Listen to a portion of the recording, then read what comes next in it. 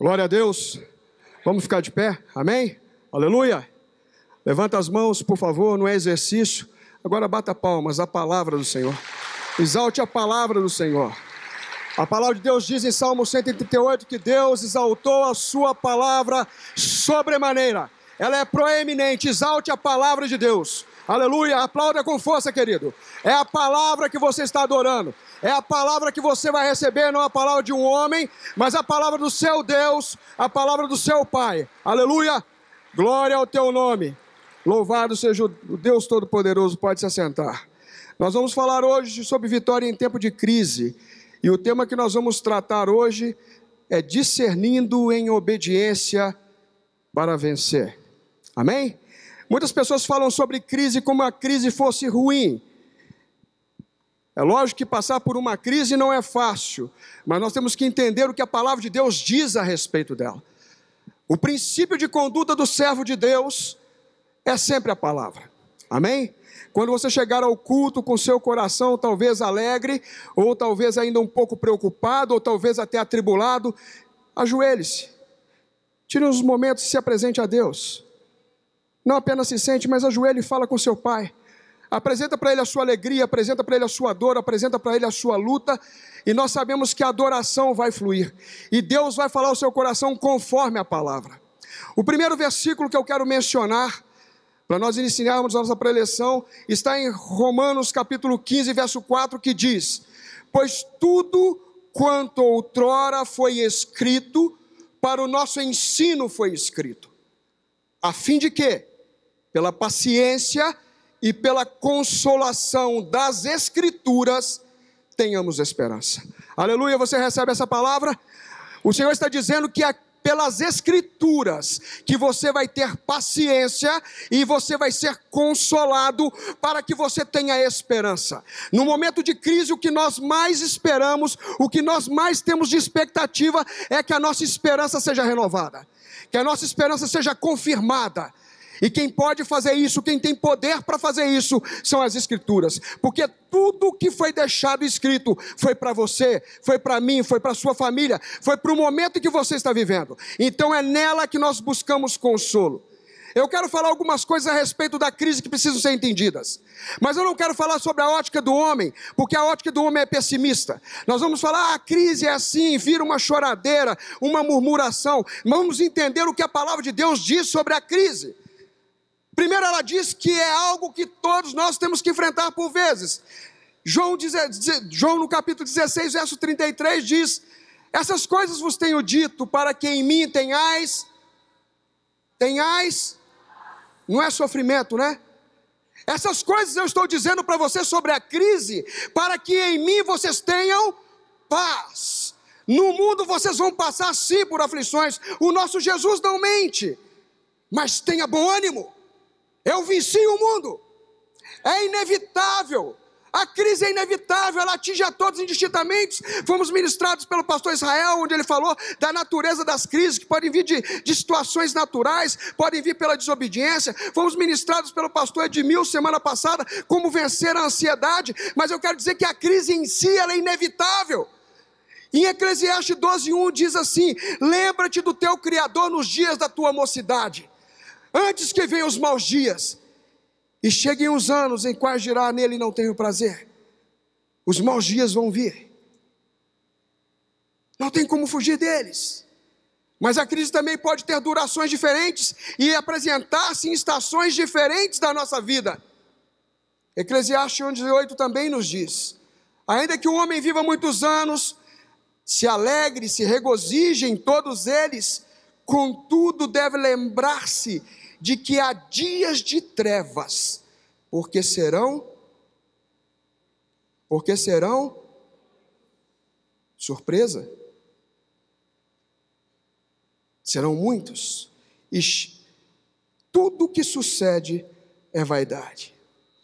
A crise, ela dá sinais que podem ser discernidos, por isso eu vou falar de discernimento em obediência para vencer.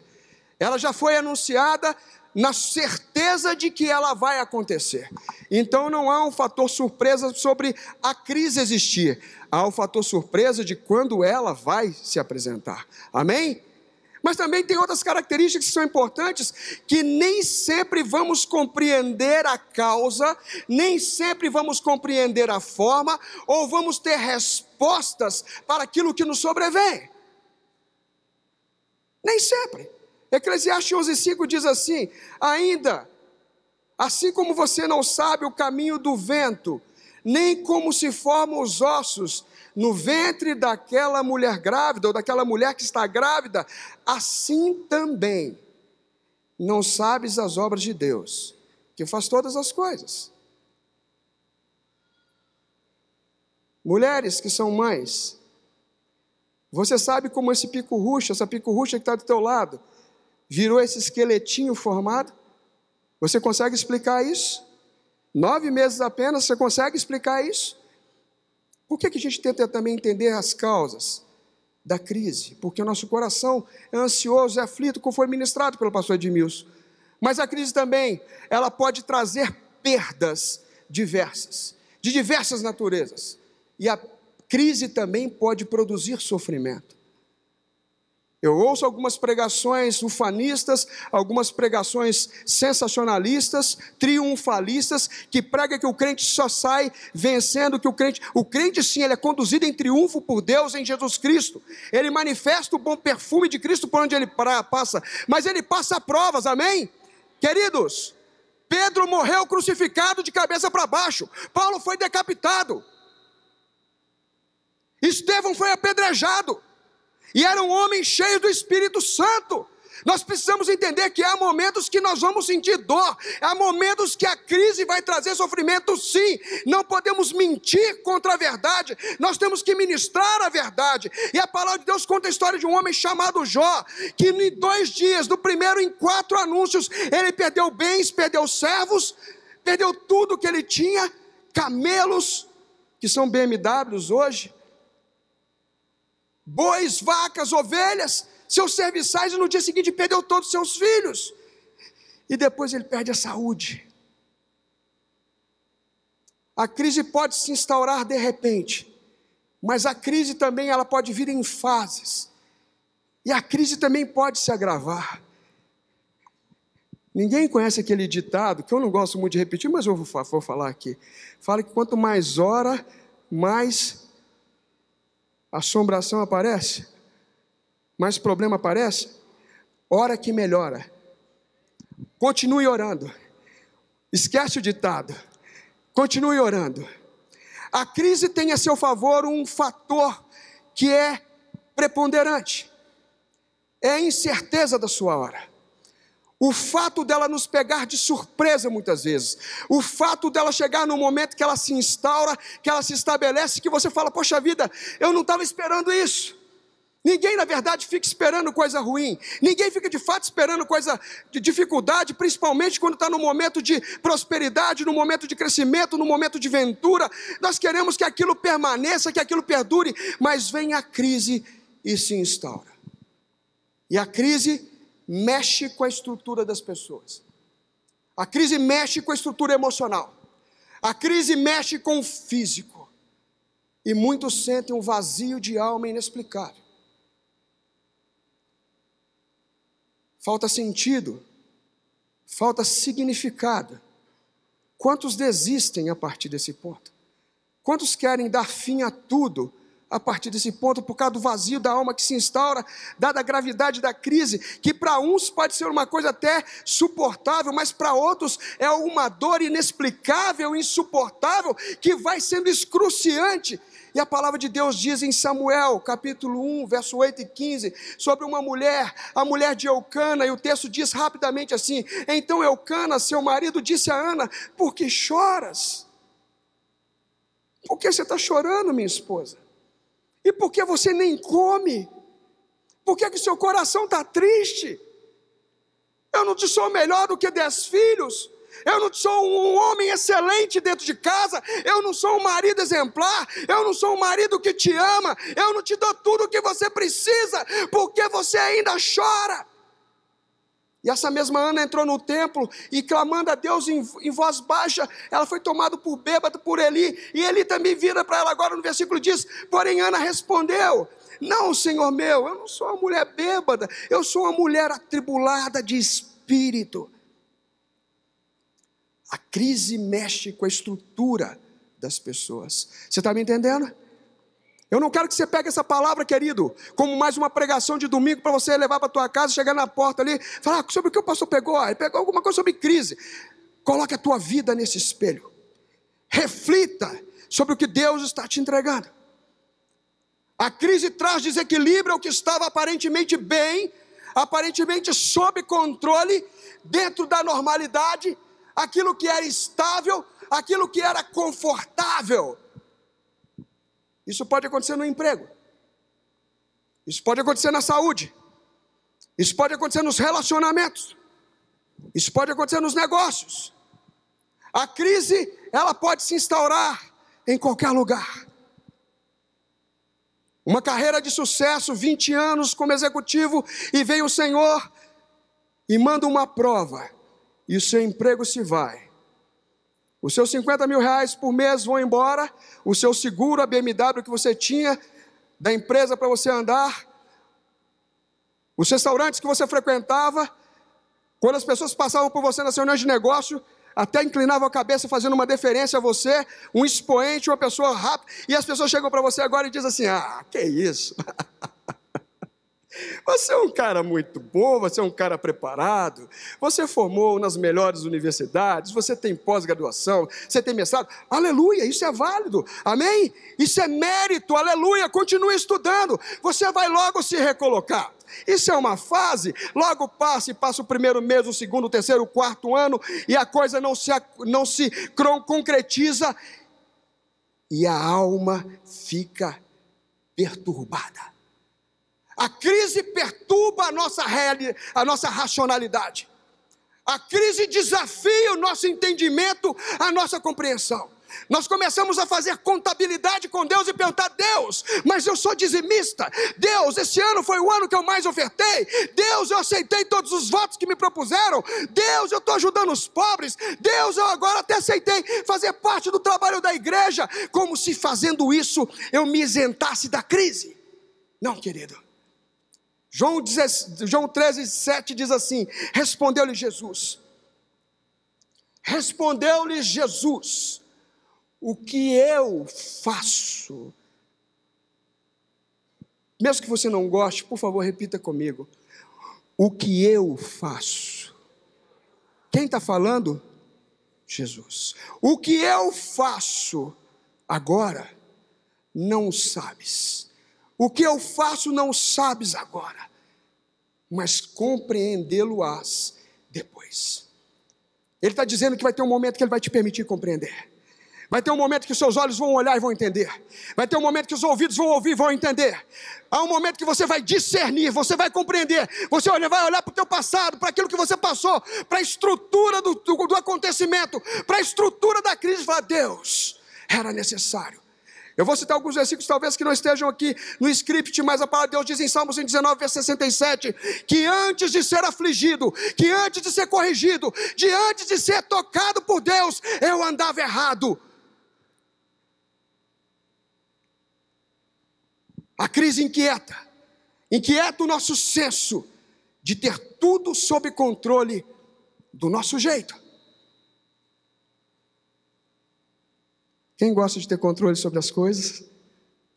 Controle sobre as contas, controle sobre os filhos, controle sobre as situações do trabalho, sobre o negócio, os contratos, aleluia?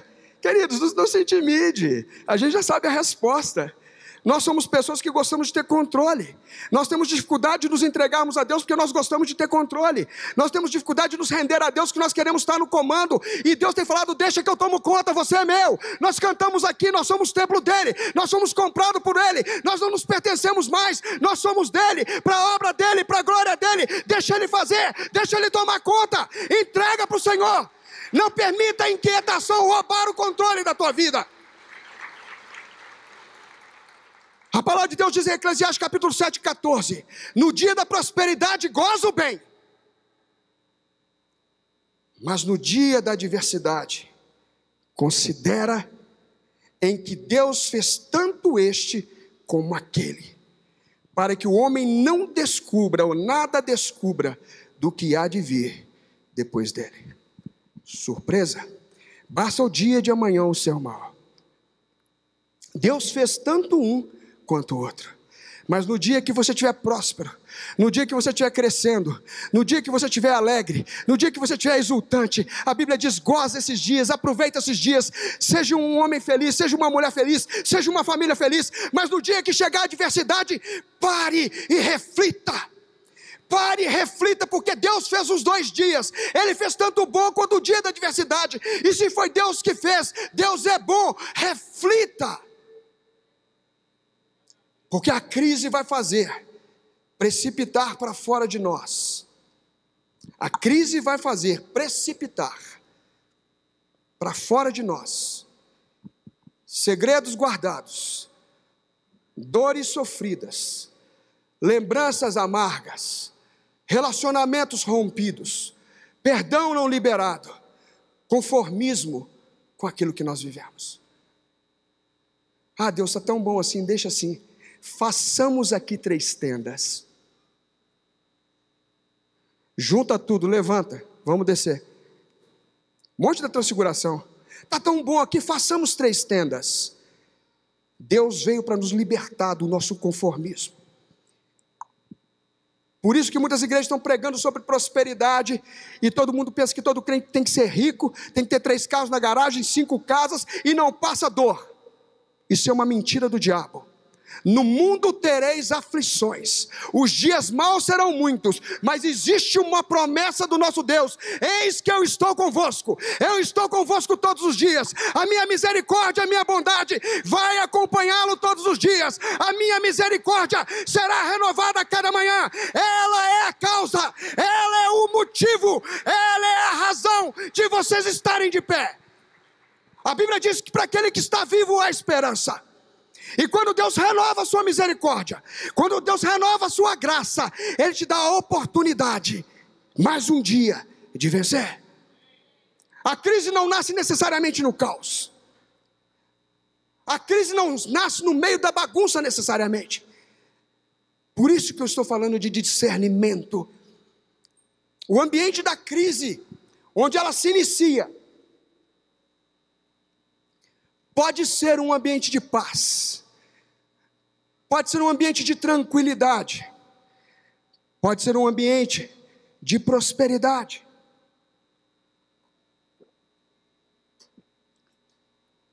Aparentemente tudo bem, aparentemente tudo tranquilo, tudo caminhando em paz. A crise ou a provação, como eu vou chamá-la agora, ela existe com propósito definido. O seu Deus é um Deus de propósito. O nosso Deus é um Deus de propósito. Deus não faz nada por acaso. Deus não dá ponto sem nó. Deus, tudo o que Ele faz está atrelado ao plano que Ele bem sabe, que Ele conhece, um plano que Ele tem para você, um plano de paz e não de mal, um plano para te dar um futuro e uma esperança.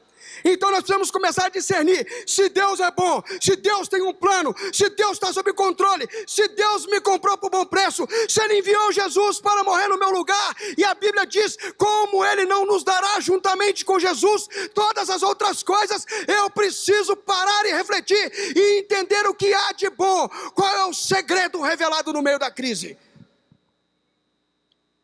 Propósito de crescimento de fé. Propósito da confiança em Deus, e não em si próprio, não nas suas competências, não na sua sabedoria, não na sua formação, não no seu network, não naqueles que te sustentam, não nos seus sócios, não no dinheiro, mas confiança em Deus. A crise traz experiência, mas a crise também traz esperança, e ela ensina a ter dependência dEle. Quantas vezes nós fazemos a nossa agenda baseado no tamanho da nossa conta bancária? Vamos marcar uma viagem? Não, pode marcar que eu estou dentro, pode marcar. Vai eu, fulano, Beltrano, pode me marcar, estamos dentro. Ou vai marcar um evento para a empresa? Não, vou fechar um negócio, pode fechar, porque eu estou lastreado, eu estou apoiando aquilo que eu vejo. A crise ensina a ter dependência de Deus. Nós estamos falando de outro idioma, querido. Nós estamos falando de outra linguagem. Não a linguagem desse mundo, que muitos crentes ficaram viciados e não se deixaram libertar. A Bíblia diz: não ameis o mundo e nem no que no mundo há. As coisas que há no mundo são do mundo, não são de Deus. O caminho de Deus é diferente, a linguagem de Deus é diferente, e o povo de Deus precisa entender e falar a língua do seu Deus. A língua da dependência não é a língua da pobreza, não é a língua da miséria, não é a língua do infortúnio, é a língua da honra. Precisamos entender também duas coisas que são importantes. Primeiro, que provação, a provação é uma arma de Deus para o nosso bem. Aleluia! Provação é a arma de Deus para o nosso bem. Para quê? Para trazer amadurecimento, para trazer aperfeiçoamento no seu caráter, aperfeiçoamento seu pessoal, mudança de um patamar espiritual da sua crença, e nos capacita a comer um alimento sólido. A Bíblia diz que existe o leite racional, que por ele nós vamos crescendo, não é isso? Quando nós convertemos, mas a Bíblia diz em Hebreus, no capítulo 5, que há um alimento sólido, que é para aqueles que são experimentados nos seus sentidos. Deus quer te alimentar de uma forma diferente, Deus quer te dar revelações profundas, Deus quer te usar com poder, Deus quer te mostrar coisas que ainda talvez nesse instante você não esteja preparado, mas a crise vai te levar para esse patamar, onde alimento sólido vai te ser entregue, e você vai ser fortalecido na presença de Deus. Mas a tentação, as palmas exaltam o Senhor, ao Senhor.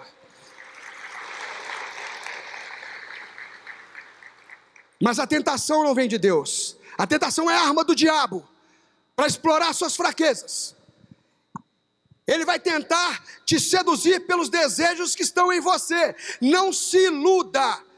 A tentação ou sedução vem pelo que já está em você, enraizado na sua carne, enraizado na sua história, nas suas lembranças. Não pense, homem, que quando você é homem e mulher, quando você é tentado por pornografia, é porque Satanás não tinha um tema específico sobre a sua vida e falou: vamos tentar esse tema para ver se cola. Não, ele está te tentando porque ele sabe que você tem desejos enraizados. Quando você é tentado a desviar dinheiro de alguém, não foi sem endereço essa tentação. Ela foi direcionada porque ele sabe que você tem fraquezas. Ele está batendo numa porta que ele quer arrombar, que ele sabe que já foi aberta no passado. Não se iluda, não minta para você mesmo. A tentação, ela vem para roubar, ela vem para tentar te conduzir ao pecado, à separação de Deus. Mas a provação, ela vem para te enaltecer.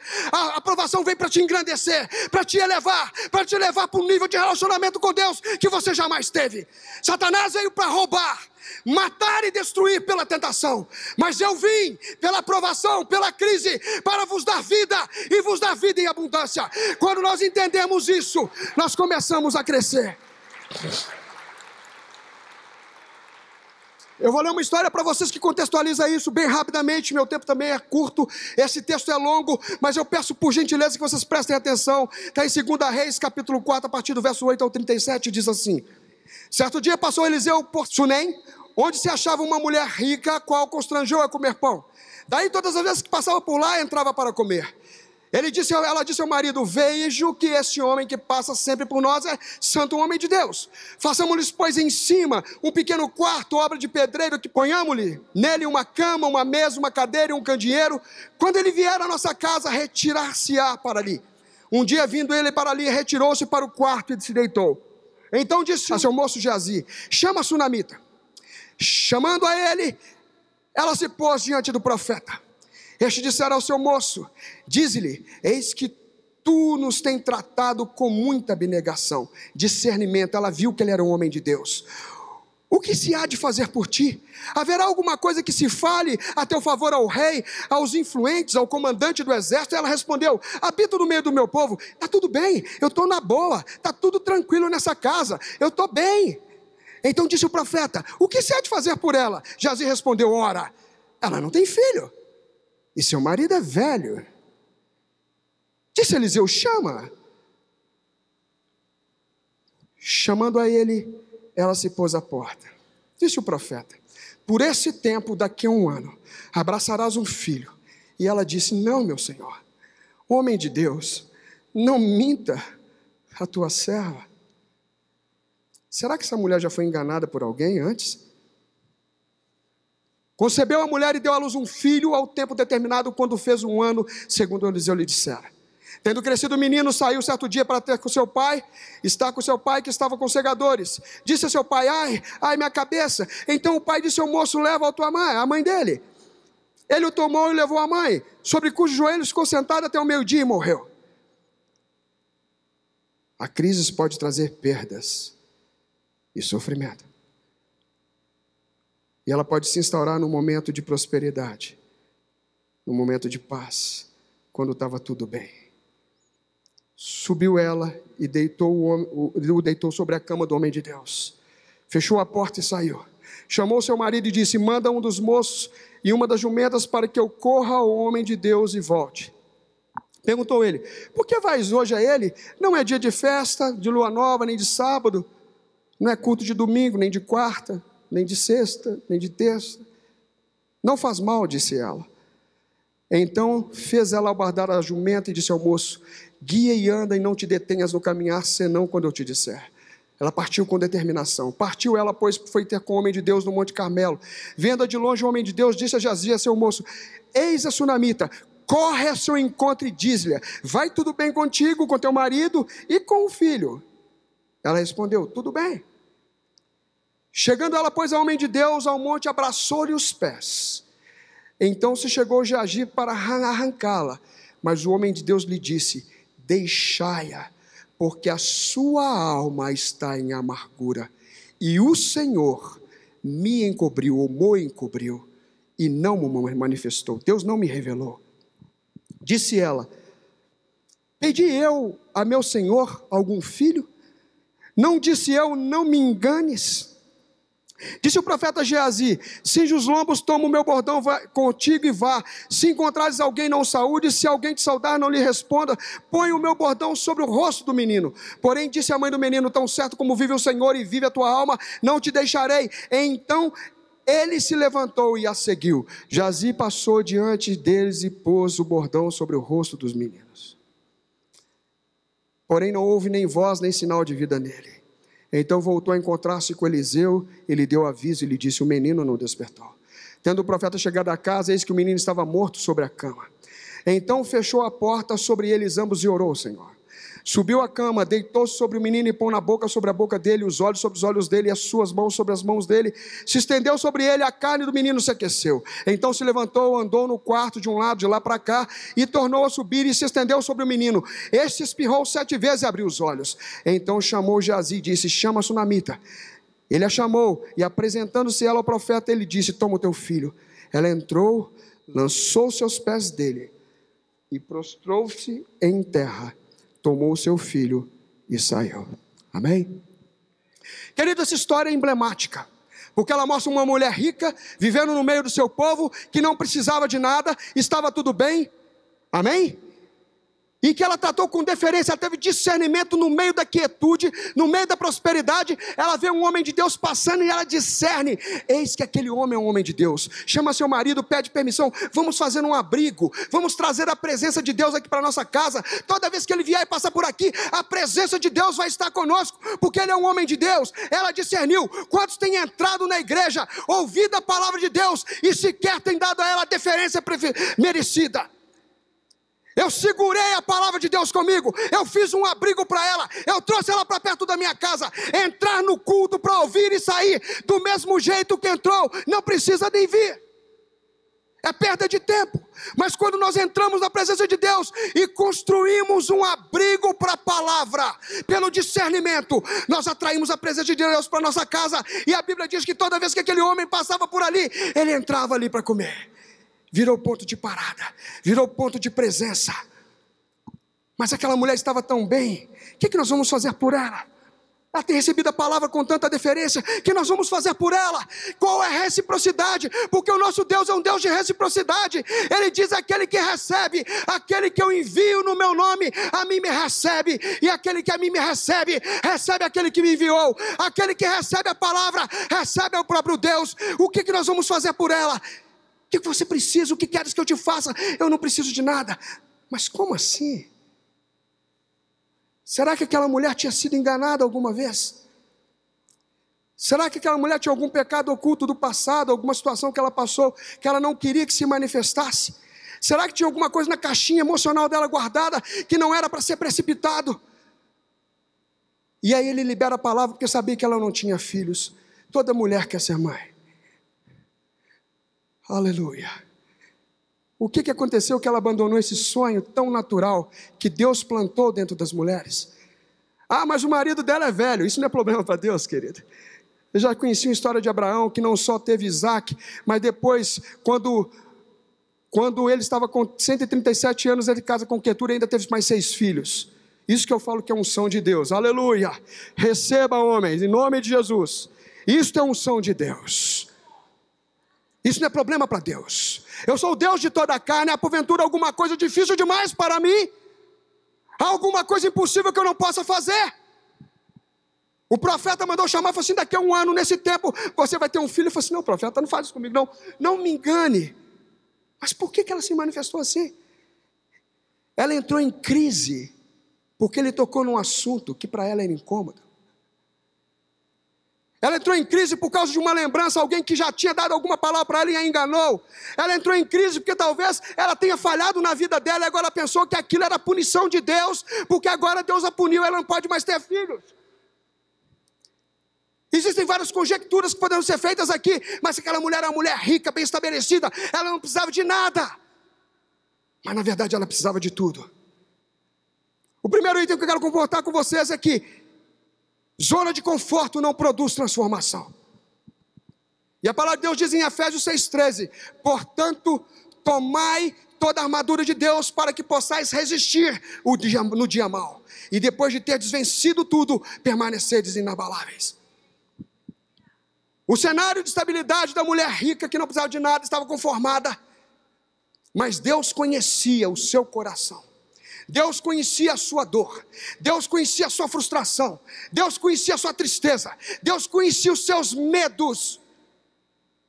E agora Deus provê uma oportunidade de encontro com alguém que traz a palavra. É isso que Deus está fazendo com você hoje. Deus está te provendo uma oportunidade de encontro com a palavra. Você decide o que você faz com ela, não eu. Isso é com você e com Deus. Eu não me meto nas suas decisões pessoais. Mas você está recebendo uma oportunidade de encontro. Alguns vão tratar essa palavra com honra, outros vão tratar de qualquer jeito. Cada um colhe o que planta. Eu quero dizer para você que semente brota. Zele pelo que você planta, porque sementes brotam. Recebe a palavra com honra. Deus está te promovendo um encontro com a palavra. E ela discerniu a presença de Deus no mensageiro, tratou com honra e com deferência, e Deus lhe respondeu com reciprocidade ao desejo do seu coração, ao desejo mais profundo do coração. Muitos querem ficar na zona de conforto. Zona de conforto não produz transformação. O segundo item que eu quero comentar com vocês rapidamente: a crise é necessária para uma vida do sobrenatural. A crise é necessária para uma vida no sobrenatural. Salmo 34:19 diz que muitas são as aflições dos justos. Muitas são as aflições do justo. Mas o Senhor, aleluia. Mas o Senhor, aleluia. O seu Pai, o nosso Deus, é o que te livra de todas. Muitos querem ter uma experiência sobrenatural no meio da calmaria. Jesus não mandou acalmar um mar que já estava calmo. Ele mandou acalmar um mar bravio, com ondas empoladas. Ele disse: aquieta-te. Crise, milagre. Crise, milagre. Crise, milagre. Vocês estão entendendo? A relação direta que tem entre crise e milagre. O filho dela adoece repentinamente, o mundo desaba. Ressurge a incerteza. Deus me deu para tomar. Eu sabia que meu pecado lá do passado ia vir à tona. Eu sabia que Deus ia vingar de mim. Isso é Satanás soprando. Deus ia ser revanchista. Eu sabia que se eu tivesse qualquer sinal de prosperidade, mais rapidamente que seria tomado, eu ia receber aquela promoção. E logo depois que eu fui promovido, vi um processo de demissão, e eles mandaram que ganhavam mais, e eu entrei no pacote. Deus me deu para tomar. Esse é o Deus vingativo e revanchista. Eu sabia que Deus me puniria pelos segredos do meu coração. Mas eu quero dizer para vocês, queridos, que Deus não nos expõe. Quando ela chega diante do profeta, ela vai aos pés dele humilhada, e o ajudante Geazi tenta arrancá-la dali, ele fala, não toque nela, a alma dela está sofrendo, a alma dela está em angústia. Deus me mostrou que há sofrimento. Deus mostra quando há sofrimento no seu coração. Ele é um Deus que revela, mas Ele não é um Deus que te expõe. Eu vou repetir de novo, Ele é um Deus que revela, mas Ele não é um Deus que te expõe. Ele não expõe a sua vergonha. O profeta diz, Deus não me mostrou, Deus não me revelou, Deus não me mostrou o motivo, Deus não me mostrou por que ela está sofrendo, mas Deus me mostrou que ela está sofrendo. A perda, a impossibilidade cria o ambiente para o milagre, para o sobrenatural, para que Deus se revele. A crise, ela cria o ambiente para que Deus se manifeste na sua vida de uma maneira inexplicável e incompreensível.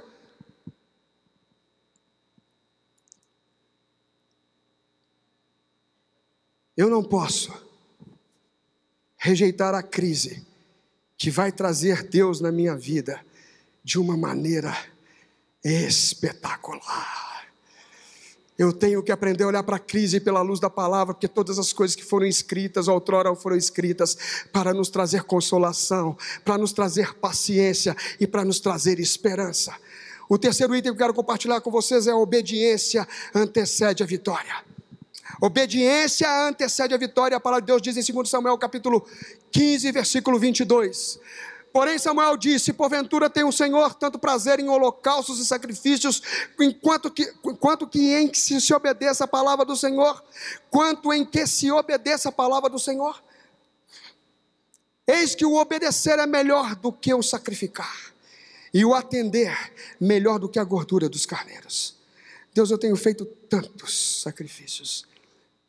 Queridos, entenda a fala do pastor. Eu não estou fazendo nenhum comentário depreciativo aos seus sacrifícios, amém? E não estou dizendo que eles não têm que existir sim. Eu estou dizendo que quando Deus compara sacrifícios apresentados a Ele e a obediência, Deus prefere mas quem obedece também faz sacrifícios, porque está na palavra, aleluia, entendido? Então se você quer agradar o coração de Deus, o que é que você faz? Você traz o seu dízimo de 30%, pode até trazer, não vou te restringir. Se Deus tocar no coração, faça como Deus tocar no teu coração. Eu vou trazer a maior oferta do planeta, eu vou vender tudo que tem, eu vou dar meu corpo para ser queimado. Você pode fazer qualquer sacrifício, mas se você quer agradar a Deus, se você quer ver Deus sorrindo, pulando no trono de alegria, vibrando com a sua vida, falando, este é o meu filho, assim como nós cantamos nesse púlpito, esse é o meu Deus, Ele vai olhar lá de cima e vai falar, esse é o meu filho, essa é a minha filha, radiante pela sua obediência, pela sua rendição, pela sua adoração à palavra. Este é o meu filho, esta é minha filha. Quer ser ungido de Deus, quer ter a graça de Deus, renda-se em obediência. A crise ensina. Segundo a Reis capítulo 8, verso 1 a 2 diz assim: falou Eliseu àquela mulher cujo filho restaurara a vida, dizendo, levanta-te e vai com os que são da sua casa e mora onde puderes, porque o Senhor chamou a fome. Ai, Jesus, mais problema, a qual virá sobre a terra por 7 anos. Deus, mas por tanto tempo, agora meu filho tinha morrido, mas reviveu, mas a fome pode matar todo mundo, vai piorar, e por 7 anos, levantou-se a mulher e fez segundo a palavra do homem de Deus. Agora ela não questionou, ela se levantou e fez segundo a palavra do homem de Deus, saiu com os da sua casa e habitou por 7 anos na terra dos filisteus. Eu vou traduzir para vocês mais ou menos o que aconteceu com essa mulher. Primeiro veio a morte, visitou sua casa, ela tem uma experiência sobrenatural de restituição. Deus mostra para ele que é poderoso inclusive para dar a vida. Se Deus pode ressuscitar o morto, Deus pode tudo. Deus já nivelou por cima. Eu tirei algo próximo de você, mas eu vou te devolver para te mostrar que eu sou o doador da vida. Não há nada impossível para mim. Ele cria uma experiência espiritual no coração daquela mulher. Ele cria na alma dela uma expectativa de um Deus que é fiel, um Deus que é bom. Mas agora a fome vem aterrar a terra. E ela já olhou para a prova agora, para a crise e disse: eu estou com Deus, Deus está comigo, a presença de Deus está comigo. Se Ele ressuscitou meu filho, Ele pode fazer muito mais. E agora vem uma palavra de orientação, uma palavra de instrução do púlpito e diz para você: larga tudo, larga essa vida que você está levando, larga essa vida de sonegador de impostos, larga essa vida de falar mentira, larga essa vida dúbia no seu relacionamento, seja homem ou mulher, larga tudo. Larga esse seu modo de viver, larga a conveniência da quietude, larga o conformismo, larga bens. Gente, é muito difícil, aquela mulher era uma mulher rica, e ela juntou o povo que estava com ela, levou só a carga, né? Só aqueles que comem, mas o que gerava comida ficou para trás. E ela vai morar onde? De favor. Eclesiastes 5, 13, 14, 9, 2 diz assim: grave mal vi debaixo do céu as riquezas que os seus donos guardam para o seu próprio dano. E se tais riquezas se perdem por qualquer má ventura, ao filho que gerou nada lhe fica na mão, pois o homem não sabe a sua hora.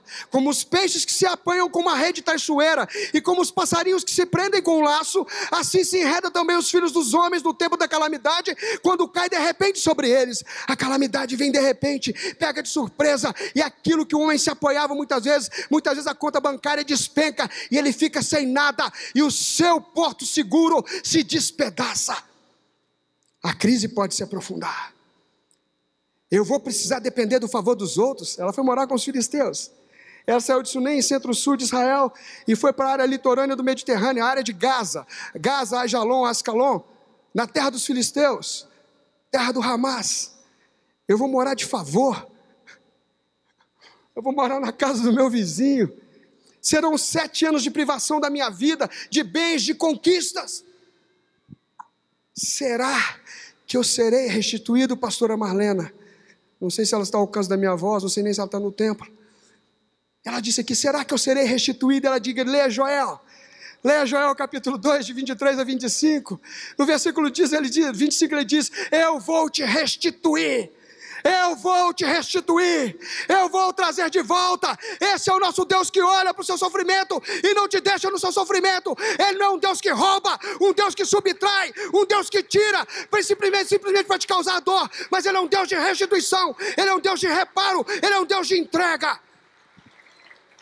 Eclesiastes 8, 5 a 7 diz: quem guarda o mandamento não experimenta nenhum mal. O coração do sábio conhece o tempo e o modo, porque para todo propósito há tempo e modo. Porque é grande o mal que pesa sobre o homem, porque este não sabe o que há de lhe suceder, o que há de suceder e como há de ser. Ninguém há que lhe o declare. Nós ficamos em suspenso querendo saber a revelação de Deus do que será no dia seguinte, de como Deus vai fazer, de como Deus vai atuar, de como Deus vai proceder. Mas eu quero compartilhar o quarto e último ponto. A vitória que vem de Deus excede a nossa expectativa e a dor da crise. Você crê isso? A vitória que vem de Deus, ela supera, ela excede, ela vai além. E a palavra de Deus em Efésios 3, 20 e 21 diz: ora, aquele que é poderoso, só um que é poderoso, aquele que é poderoso para fazer infinitamente mais do que você pensa, do que você pede, do que você imagina, conforme o poder dele que opera através da sua vida. Não vai ser através do seu vizinho, ele vai te cobrir de graça, ele vai te cobrir de unção, ele vai vir sobre você quando você clamar, quando você se aproximar dele, ele vai te empoderar, ele vai te encher de energia, de sabedoria, de conhecimento, de força, e você vai agir no poder dele, para que seja dada glória a ele, por meio de Jesus Cristo, por todas as gerações e para todos sempre. Ele quer te levantar do monturo, ele quer te tirar de onde você está. Muitos estão olhando para você e falam: não dá mais, já deu o que tinha que dar, finito, game over, já deu. A casa caiu. E outros tem por aí, chega, né? Quantas vezes você mesmo chegou diante do espelho e disse isso para você? Mas a vitória que vem de Deus, ela excede. É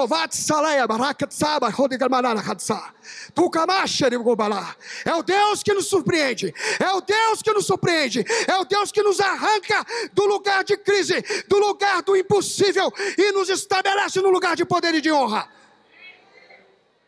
2 Reis capítulo 8, verso 3 a 6.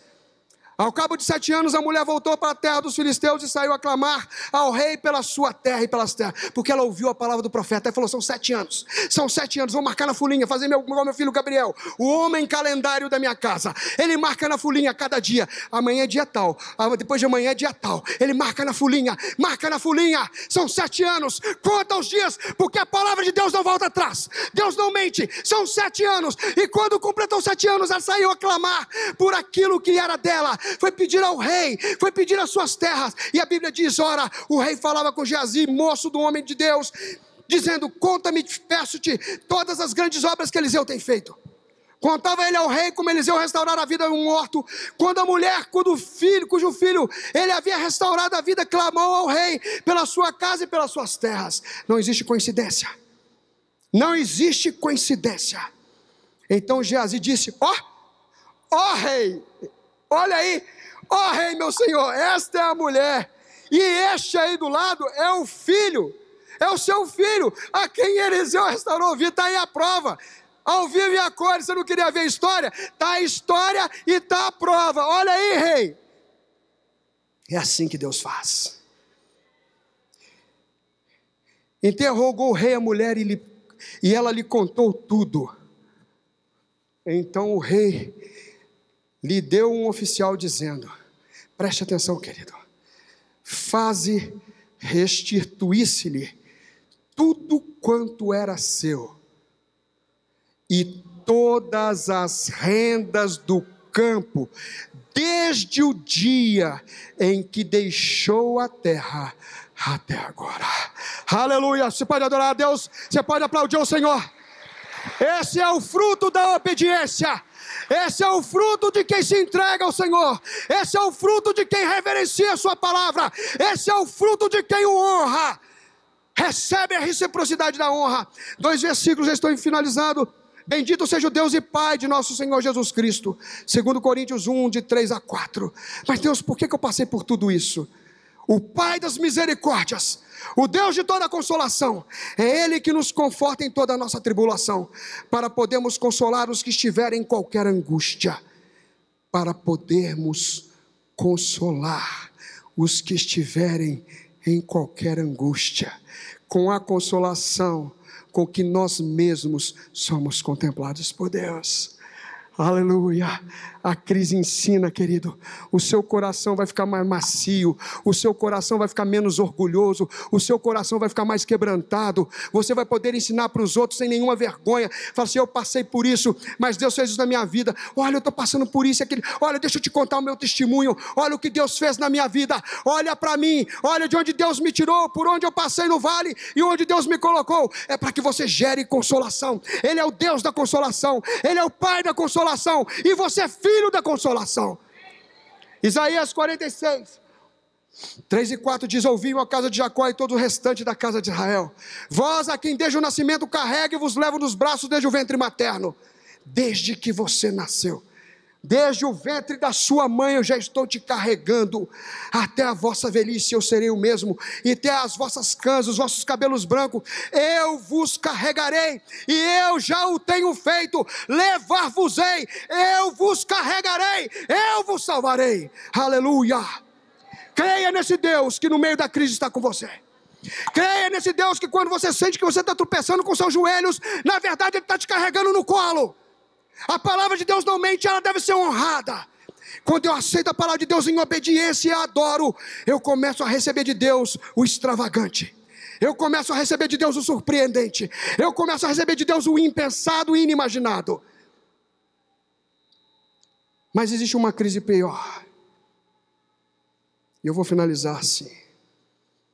Existe uma crise, e você que está na presença de Deus, Eu espero que você tenha recebido essa palavra como de Deus, que você tenha aplicado essa palavra à sua vida e que ela produza frutos em nome de Jesus. Mas existe uma crise pior, a crise da ausência de Deus, a crise da ausência da presença.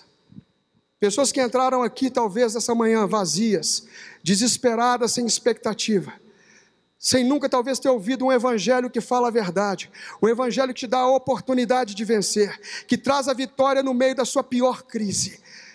Pessoas que entraram aqui com um vazio existencial profundo, insólito, inexplicável, sufocante, com desejo de morrer, com desejo de entregar tudo. Talvez vieram aqui para se despedir, foram numa igreja para me despedir.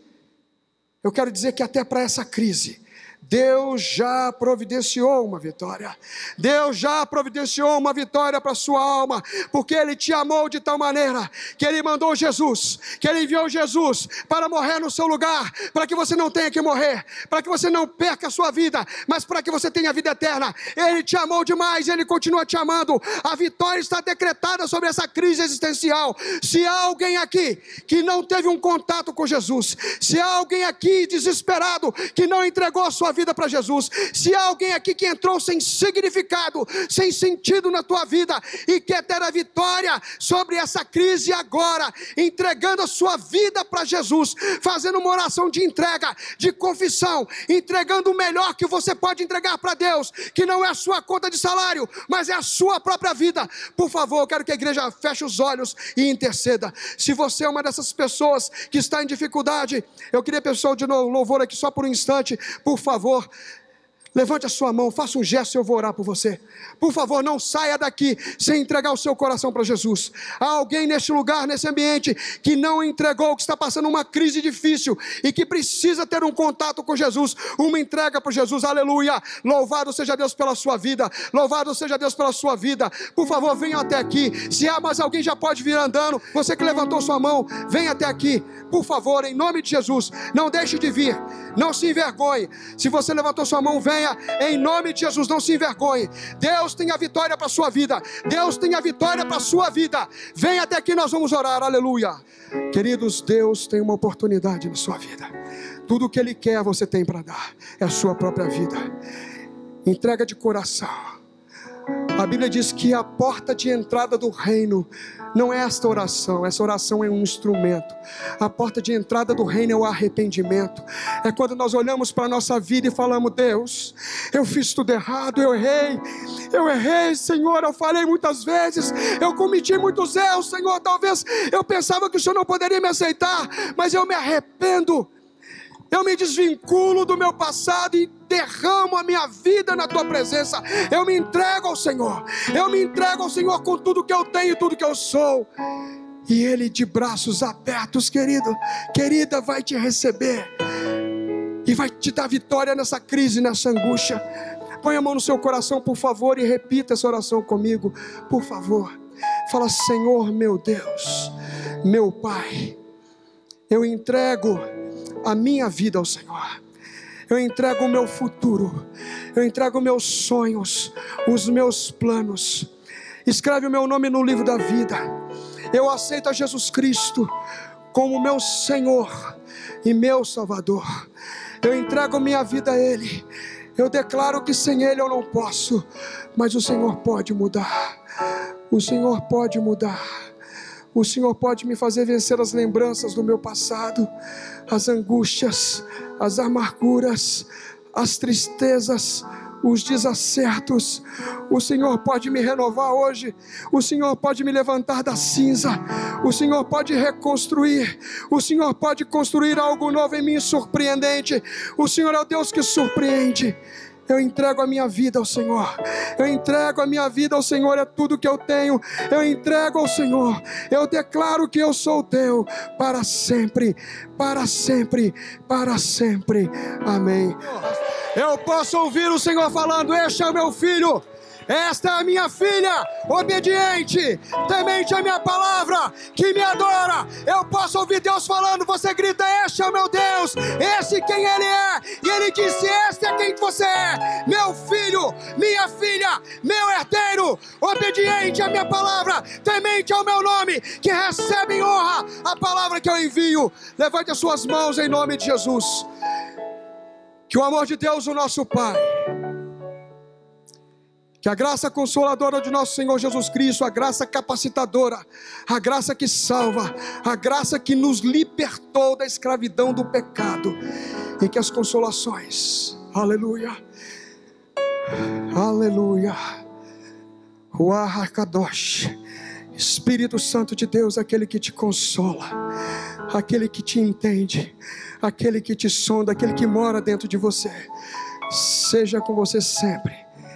Que essa semana seja uma semana sobrenatural em nome de Jesus. Deus os abençoe, queridos.